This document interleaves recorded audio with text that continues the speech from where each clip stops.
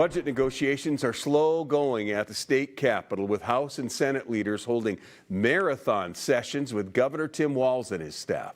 Chief Political Reporter Tom Hauser has the latest on that and a move to provide long-term maintenance funding for U.S. Bank Stadium.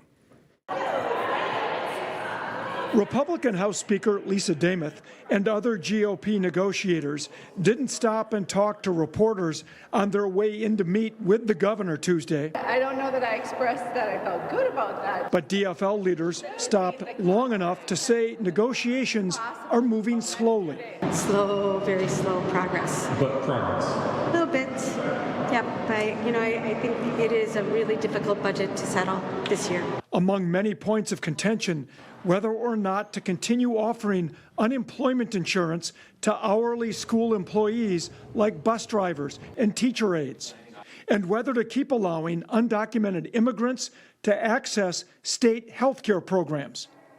All sides seem to agree a deal on budget targets is needed by the end of the week or sooner to get done by May 19th. But we have a lot more work to do.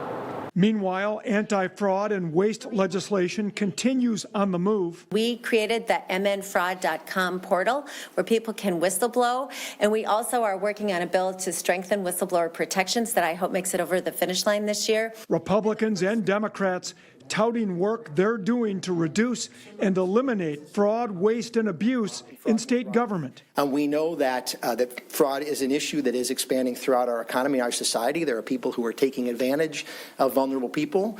And in the Senate Tax Committee, a bill to dedicate a portion of electronic pull tab revenue to provide funding for upkeep at state-owned U.S. Bank Stadium. I think what I'm here to do today is to ask members, isn't it time for us to provide the stable, ongoing source of funding? We advocated for multiple years to retain a portion of the electronic pull tab revenue stream to protect this amazing asset. The author of that U.S. Bank Stadium bill says the stadium needs about $293 million in maintenance and upkeep over the next 10 years.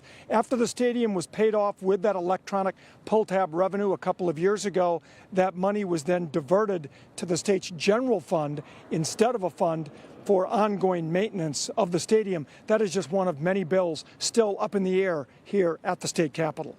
In St. Paul, Tom Hauser, 5 Eyewitness News.